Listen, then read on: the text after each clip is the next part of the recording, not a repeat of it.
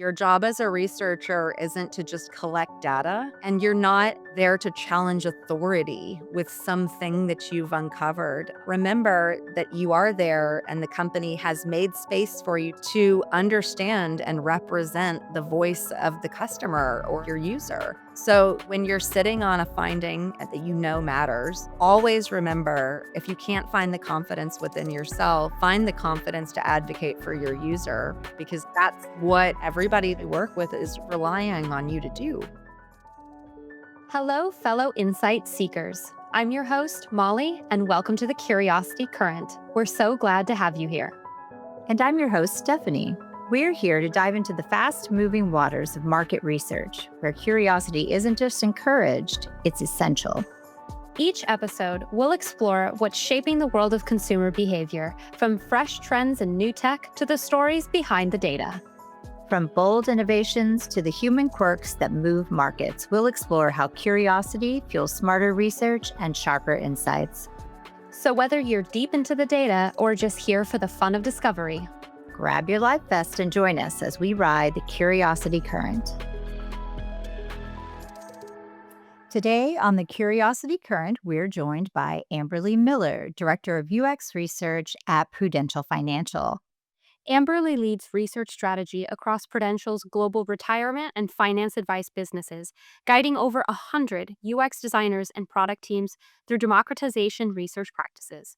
With more than 15 years' experience in marketing, UX, and research, she's built a career on making data accessible, actionable, and human. In this episode, we will explore how user experience research drives business impact, what it takes to create influence with data, and how research democratization can unlock organizational growth. Amberly, welcome to the show.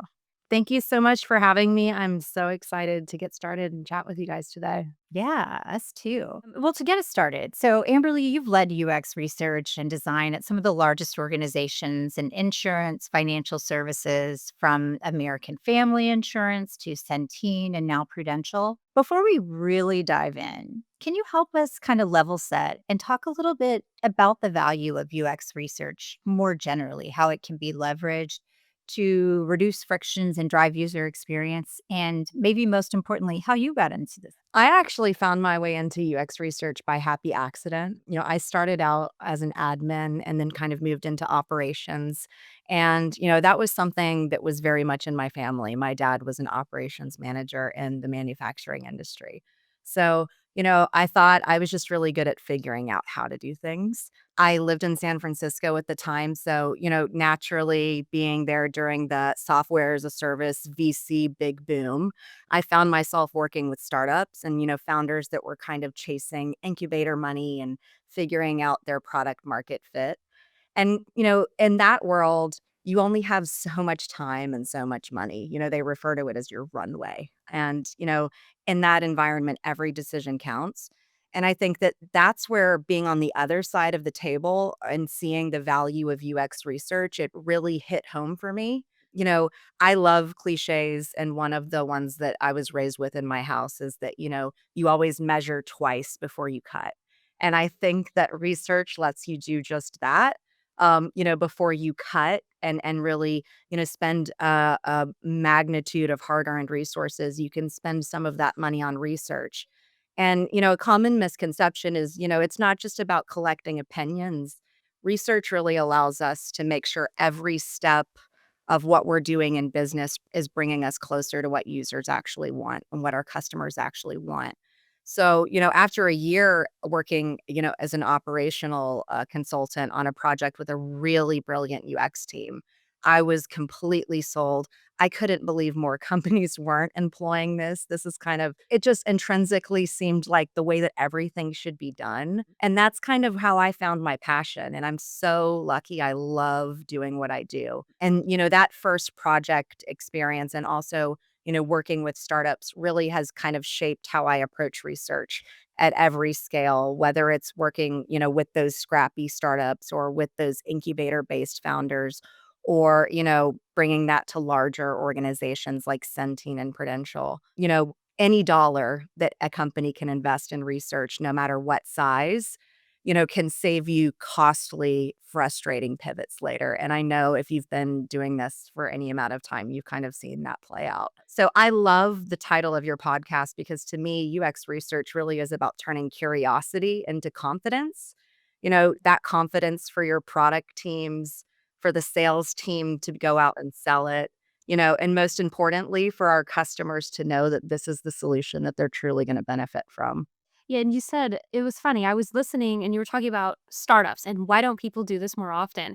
And it almost reminds me a little bit, and Stephanie could talk to this too, but kind of how AYTM got started is our founder was actually trying to start another business and he wanted to do some market research testing into his new business, but he was frustrated to find that there wasn't anything good enough for what he was trying to do.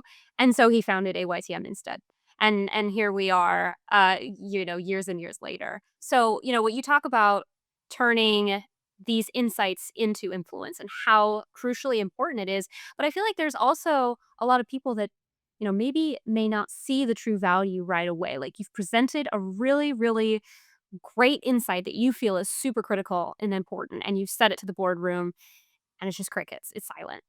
Was there a time that you found that there was a finding that was super essential, but maybe the greater team that you were working with didn't see it? And if so, what was the so what moment that you then broke through that barrier to get that on eventually on the roadmap? That's a great question because I think every researcher has faced that moment, right? Where you think you're bringing something either so obvious or game changing, right? And your room doesn't react. My experience is interesting because I kind of understand that sometimes having been on the other side of that table, those insights are dropping like a bomb, but not how you might realize. So what I kind of try to center in when I'm maybe not getting the reaction that I want is remembering that like empathy doesn't just apply to our customers and our users when we're testing. I kind of have to be empathetic and understand that like I might be sometimes I'm giving an insight that will make something better for our customers and it's a huge win. Sometimes I might be delivering an insight that means that we are not going to be working on something anymore, or somebody's got to make a hard decision on what we include in a roadmap and what teams might not. I mean, and especially in this economy, there are some times where I've delivered research that I know has meant that things and teams are not continuing, and that's difficult. So I think kind of like the first thing I think about when, an insight isn't like received the way that I expected it to be is like, do I actually have all of the context here? And of course I haven't been in all of those teams meetings. I also try to remember that like those stakeholders might need to take things back into their individual teams before they can react. That is something that I have definitely learned in this large enterprise environment that I've kind of spent the last bit of my career in. I might be getting very measured reactions from people on a call, but they might be typing in their team's chats and really going on in the background. So just because it doesn't happen immediately, but, one project that was really memorable for me, and it wasn't that I didn't get a reaction, it was that I felt like I was repeating the same research, delivering the same message, repeating myself over and over again, and kind of after 3 or 4 rounds of research where my team had prioritized essentially trying to go back and rework our questions and ask something over to get another answer, kind of figuring that like we needed to change our approach with that team because it wasn't working. Especially we learned, that team had gone, after we had done this work to an outside vendor to try to confirm whether or not we heard what we heard. And then there's also another team. I try not to have an ego about it because I do feel like I am that data centric user or a researcher, right? So, like, I love the truth even if I wasn't the one that uncovered it. But at this point, we were all coming up with the same answers. I did get their readouts and the other teams. So, all of that to say, we had to pivot our approach. And the way that we did it was I found a video where a user, you know, started with a very long pregnant pause and then went into pretty good detail about how he had spent an hour with this tool going through every feature of it. and he still was completely lost on how it would help him, what the main selling point was, like all of these things that they were putting a ton of time and effort behind and just kind of, you know, getting it there a little bit, but missing that, mark that brings something from, okay, this would work to NPS score of 9, I'm telling everybody I know about it. So, after that video and giving it in a meeting where everybody was kind of there, it was very difficult for them to misunderstand, what was happening at the user level. And then we kind of matched that with similar verbatims from all of the research. We pulled it out of the other team's research. And so, I felt like we kind of married qual with quant in a way that just couldn't be argued with.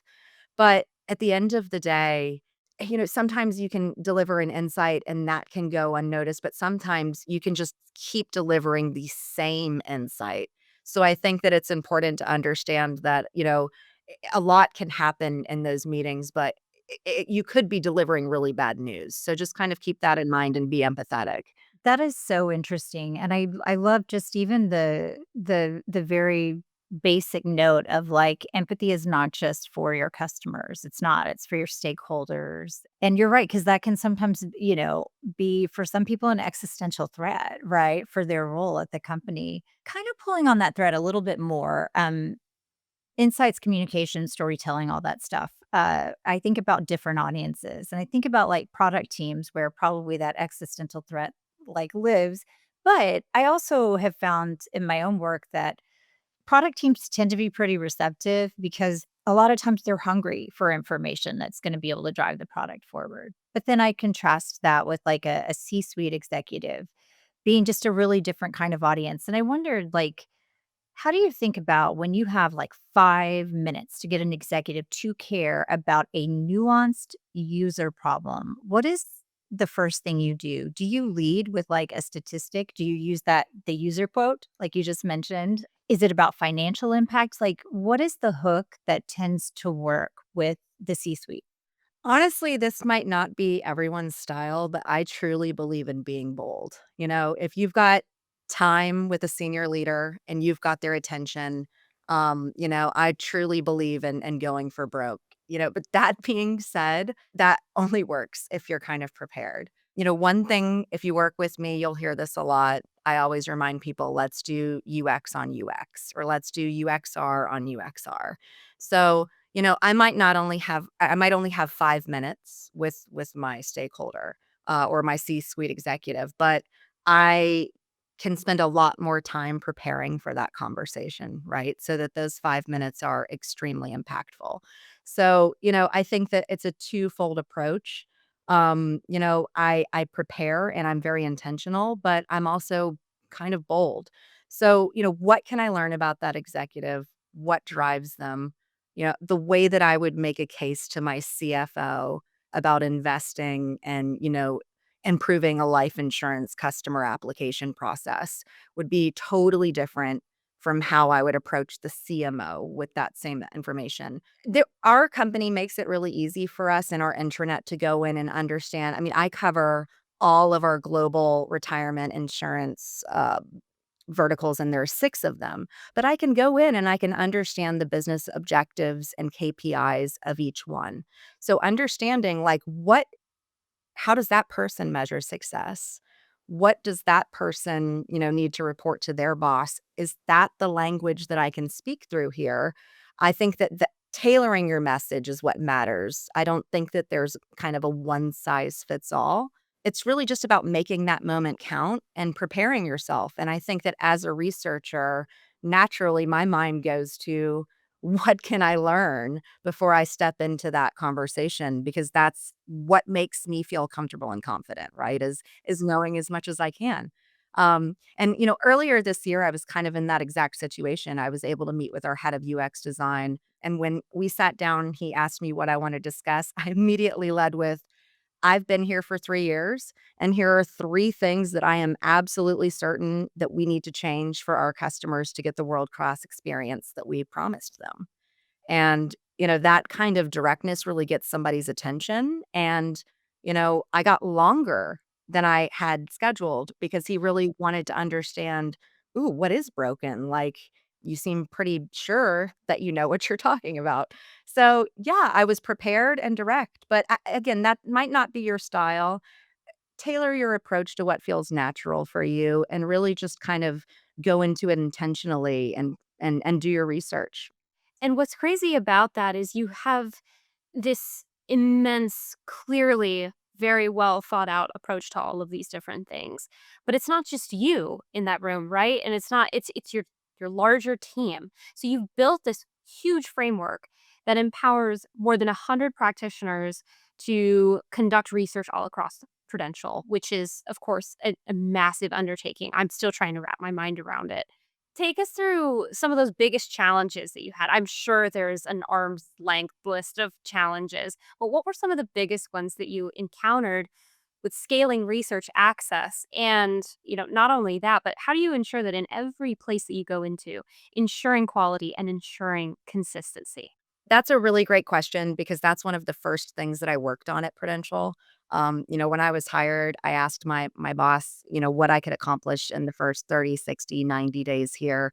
And, research democratization and making sure that research was not only accessible, but was something that people really understood when to, leverage and exactly what it could get them, was our main goal. So scaling research at Prudential, though, was as much about mindset as it was about the mechanics and really operationalizing it. The biggest challenge was making sure that everybody had the right foundation and understood that it was something that people were allowed to do because the biggest hurdle I faced was that my predecessor kind of ran things exactly differently. Everything was done in silo. One person approved every project. One person did all of the analysis. Oh my God. And this was something, if you think about all of the digital products, for everything that Prudential does, life insurance, all of the tools that our advisors use, all of that. It created a situation where like people were only researching a few times a year. They were really picking their moment. And it had kind of come to a thing where it didn't seem like it was something that could be done that often. And that's really what I wanted to blow up. So I kind of, shifting to this democratized model where a lot of it was really relationship building, going into these product teams and saying, "Hey, I don't know if you know this, I'm new. We're doing things totally new. I have this platform where we're not really locked down in the frequency or we're asking questions. Get in there, play around. There's no such thing as a stupid question as long as, you're doing it within these guardrails," and kind of, peeled the curtain back, if you will, not to give a Wicked reference, but peel the curtain back on research can be done by anybody as long as you kind of understand these things. Because I know everything about research, but I don't have all of the context that those people on the design teams with some of the other groups that we, enabled. We have a journey management team at Prudential. They use our platform. We have, like, a lot of different groups that are now using this platform, User Zoom to, like, ask questions, and I love it, but that was really the biggest thing was, like, creating that culture shift of breaking down the silo and building the trust, not just in, the fact that they could do it themselves, but, like, having them learn by doing and then see the value of it themselves. Because I think at this point in my career, I have spent a lot of time trying to explain to people what research can do. But I've seen that when you get people in there doing it themselves, it just catches on so much more quickly. So, after that culture shift was created, we had to obviously back it up with some, clear guardrails so that people were doing things that weren't so that we were creating data that we could have confidence in no matter who was performing the work. So we have playbooks, templates, we had office hours where people could come in and bring their work or learn about things. The last thing that we worked on, and I'm really proud of this, is we have like a very automated intake process set up through all of the Microsoft automation tools that takes them all the way through, planning a project, through, how to create your transcript. It's emailing you things as you should be in that step in the process. And then at the end, it kind of reminds you to go put your analysis readout into the repository. So, what I learned through this whole thing is like scaling research really isn't just about creating these tight SOPs, rolling out a system, mandating the way that everybody is going to do research in their little corner. It's really about building relationships and fostering a culture where people aren't afraid to ask questions for themselves, kind of feel empowered rather than governed, and fostering curiosity, which, is kind of what it's all about, right? For sure. Absolutely. This kind of tees us up for this very executional question I have, but it I think in this context, it's a good context for the question because you're talking about how, bringing non-researchers into these research roles and the value of it, which I totally agree with. But there's also this, it puts responsibility on you to sort of coach up folks on interpretation and analysis, I think in particular. And I'm curious, like with your teams doing research, how do you coach on differentiating signal versus noise? And I think I'm asking this really in the UX research context because it can be tricky working with small numbers of people. I know, like Jacob Nielsen famously was like, it only takes 5 people to get to 85% of the insights.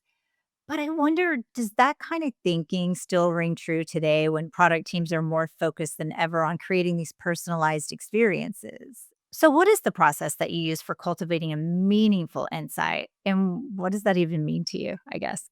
Yeah, this is a really important question because this kind of comes up a lot at a company the size of ours where we have access to an immense amount of data. So sometimes that will come up. How is this statistically relevant, or how is this, why should I listen to this one user perspective, right? That we know is more representative of a larger group. How do I get that across? And I think that, it's really easy for some of these product teams, especially when they kind of ride along on research, or like recently we've had a few teams, like really interested in like going into Medallia and reading some of the verbatims on our VOCs. And it's easy to mistake a loud anecdote for like a real insight, right? So I think for me, I've always been taught that, you have to balance your quantitative data with your qualitative responses, right? So if you find something in your quantitative metrics, you use qualitative data to tell you what's happening, but that works opposite, right? If you hear something loud in a qualitative interview, you have to kind of go and make sure that's not like a very singular lens that people are looking through. So, when I'm coaching my team, a meaningful insight is something that's like repeating and it's actionable. So, first, we have to pressure test our assumptions. Is this a one off? Where can we go into other sources to understand this, like analytics, support tickets? Have we done more research where we might have more information on this? There is another team that works at Prudential that does like larger scale market research work. And while our work doesn't always overlap, that sometimes is a place that I can go to kind of confirm what is the actual frequency of what we are thinking about responding to? Is this just a very loud outlier? And it comes into our work a lot because some of our sample sizes have to be small. Some of the group insurance work that I do is with like a very specific role at an HR company, or like in a company in HR where they're responsible for buying, the life insurance benefits for hundreds of thousands of people. There aren't too many people like that out there, and how many of them have signed up to user tests. So we really do have to rely on those kind of smaller sample sizes, but that's what we do. Is what we try to do is kind of marry that with, pressure testing that. And then the second thing is this actually something that we can action on? Sometimes we hear things and it's great, but it's not technically feasible for us to change it, or just, I've always worked in extremely regulated industries. There are some things that we just cannot do because the SEC or FINRA, it's gotta be very specific. So, I think that that's kind of how I try to make sure that we're focusing our time, especially when we're working on so many things. How I coach people, but also how I make sure that my team is responding to the things that truly matter, that we're solving real salient problems for our users and not just reacting to noise. And through that lens, you've covered a lot. You've talked about coaching. You're a very process driven researcher. You talked really about empathy, how essential that is for making sure those human impacts get to another human. And then also, you just mentioned regulation, financial regulation. And so I want all of that context as I ask you about the elephant that is in every single room nowadays for tech conversations, AI. So let's talk about it. This is a little bit of a two parter given what you talked about earlier. Practically, what have you been able to use and what has it actually taken off your plate? Is it just summarizing transcripts or is it doing something genuinely new to you that you're utilizing in your day to day? So that's the first part. And the second part, given that, you talked about how empathy was a really big driving factor for you, when does AI have an insight that feels sort of soulless? It's just kind of one dimensional. Um, and when do you know when that happens, when like a human being actually needs to step in and take a little bit more of the reins on that one? So, honestly, AI is something that Prudential has been very excited to get into, but I would not say that it's something that I have used as long as I think some of my colleagues and other companies have used. I don't want to say that we've been slow to adopt it, but we've been very intentional and thoughtful and like the tools that we've chosen and the ways that it's being employed. Now, in our current phase of kind of piloting things, it's getting really exciting because we are kind of full steam ahead using things. But, I think that originally over, the past year and a half, the way that I've seen AI take a lot off of my plate is in the planning and kind of the project management side of research. It's fantastic for eliminating some of the human error that might come in, keeping up with scheduling things, making sure that people are automatically getting reminded of appointments and things like that. The other thing that I've really loved using it for is, for a survey or something like this. And I recently just led a workshop at Prudential where we kind of went man versus machine.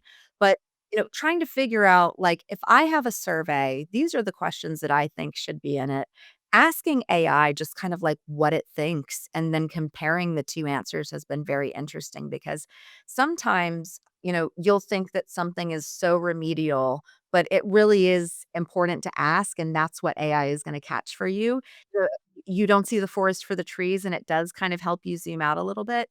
But I really also like using it for, like, now I don't have to think about exactly perfect, multiple choice answers for each of my surveys, like or, some of the things going back to that democratization piece, I love the researchers that I work with and all of my designers that, help us research and do their own projects. But some of the things that are the easiest to mess up are those like Likert scales where, you'll get it from it's not exactly polar or you don't give the full spectrum where somebody can't actually tell you that they didn't like something, you know? So, I love using AI to make sure that, if I'm doing something like a survey that I'm not biased, it can really help you make sure that all of your answers are giving the correct spectrum. If I need to create something that's like, "Tell me what kind of financial products that you sell." Obviously, we have templates of these, but I don't have to think through a list of financial products anymore. No, it's great, yeah, for that kind of stuff. The analysis, what I really like is, now it can take a large data set and at Prudential we have those. And it can help me understand what's happening at a large scale. So, I have used AI on projects that have been, you know, verified by a human, but put those human-made readouts in and said, "What did we learn this year from all of our customers?" And being able to aggregate data and, like, through the conversation with what we've learned, that's been really meaningful. But, when it comes down to, like, where the human still has to be in the room, I think that, unfortunately, with all of the power that AI has, it just doesn't have the context, right?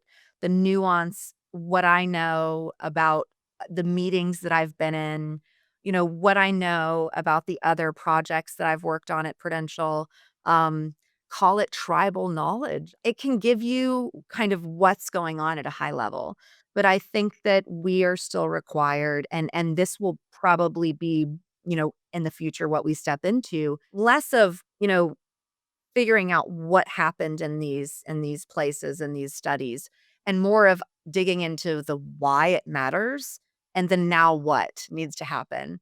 In my work, it's an accelerator for kind of operational pieces, but from an analytical perspective and especially reporting, we still have a lot of humans working on that part.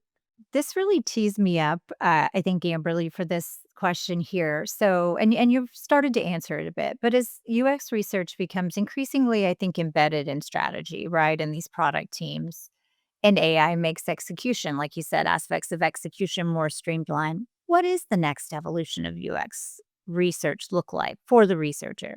I think it's probably, going to a place where we're less about, doing the work and more about, strategic partnership. AI is going to help us execute these projects. We've all learned about, synthetic personas and, all of that fun stuff. And it's wild. And when it gets dialed in, it's going to be extremely powerful.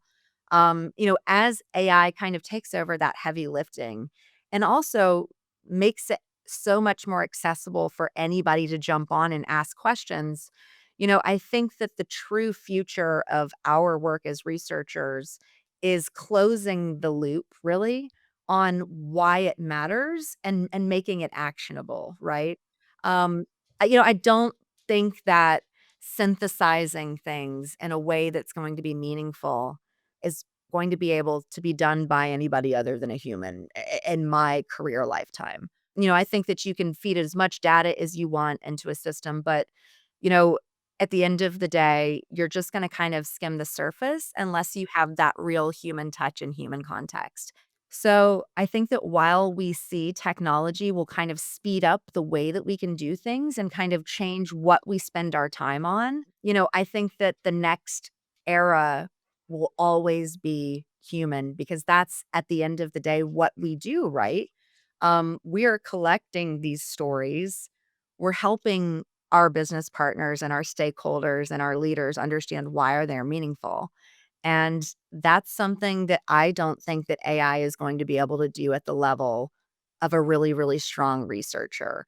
I think, we won't just be facilitators, but like true catalysts for change. Yes, influencers, catalysts. I love that. I really do. It's really interesting that you mention how humans are always going to be the driving force because I feel like, especially in a very tech first industry, an industry that's required to predict trends and to see what consumers are going to want in the future, it can be very easy to fall into this, well, I'm just going to have AI do everything for me.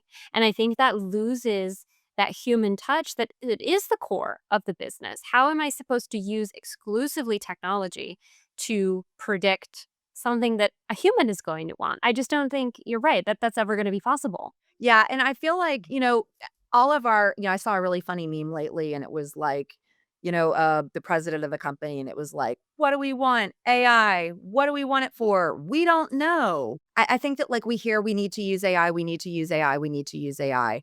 But unless you've actually used it for some of these tasks that people think can be replaced, I think the only people that think that humans can be replaced by AI are people who haven't tried it out on some of these things yet, 'cause it's wildly wrong sometimes. You really have to finesse the answers, and it will always require a driver as far as I'm concerned, and I think that, that's what we're stepping into is sitting on top of these tools and not being replaced by them. Yeah, and we at AYTM we have the exact same mindset of that. Our suite of AI tools is called Skipper for that exact reason. It's not the captain of your ship. It's your skipper. It's your assistant. Yeah, I love that. Awesome. Well, this has been such an insightful and incredible conversation. I want to switch gears a little bit and do a quick round of our reoccurring segment, Current 101. So we ask all of our guests the same question and hear their responses. So the question to you, Amberly, In your experience, what is one trend or practice in market research that you would like to see stop? And what is one thing that you would like to see more of? And you can do UX research since that's your area. Because I think that, like, as a researcher, we notice a lot of things, right? I think treating research like it's like a one-off checkbox, instead of a continuous feedback loop, right? It's not a one and done. The future of research really can lies on continuously building on what we're learning. If each project is like an ad hoc kind of one-off, goes onto the dusty repository shelf, and it, like, never sees the light of day, how was it truly useful? My team laughs every time I say this, but I use this a lot. Like, I to me, research is the tree that fell in the forest. People have to hear it for it to have happened. If nobody is using my work, I have a hard time, and maybe this is my startup mind, but why am I here? My ROI fully relies on the message being used. So, I think that, using research and kind of inserting it into more places is something that really is meaningful to me. So, stop treating it like it's just something to be checked off. And then one thing that I'd like to see more of is, you know, I'd like to see more embedding researchers directly in product and design teams. I've been fortunate enough in my career to work in that Atlassian triad model where you have product, design, and research and development kind of all in the same room. And in that environment, I learned so much about, what it takes, for everyone in that room to have kind of competing priorities and still figure them out on a roadmap, but also, you know, so many of the intricacies of product handoff or even like the slight development issues that come around with design to coding and things like that. I think that when everybody has a similar level of context at every stage, it just creates a super efficient team. And, I think that something like that combined with the technology that we have available today would be really powerful. So eliminate the silos, make the table bigger as far as I'm concerned. Cosign. Ugh, hard cosign. I love that. Well, to close this out, Amberly, you've spent your career, as we've noted, empowering teams to use data with confidence. But I want to ask you about your confidence.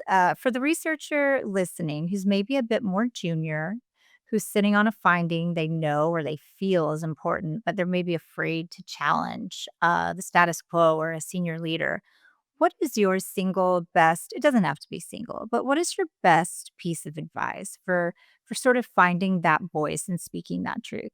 I think that my best piece of advice is to remember that your job as a researcher isn't to just collect data, and you're not there to challenge authority with something that you've uncovered. Remember that you are there and the company has made space for you to be there to understand and represent the voice of the customer or of your user. So, when you're sitting on a finding that matters, always remember if you can't find the confidence within yourself, to find the confidence to advocate for your user because that's what essentially at the end of the day, everybody that you work with is kind of relying on you to do, right? The closer that we can get to making the perfect thing for our customer, everybody at our company will thrive, right? So, really understand, who you are fighting for. It's not yourself. That to me always empowers me. But also, kind of just remembering when imposter syndrome sets in and you're like, why does this matter? Almost use that energy. Like, I grew up in a family where we would have those dining room table debates. Sometimes questions that you ask yourself can help you strengthen your argument, right? So use that self-doubt to say, "Actually, can I be confident in what I'm saying?" And make sure that there are no holes in your argument because after going through that kind of analysis, and I think I can, assume that we all kind of have the same way of doing things in our brains as researchers on this podcast.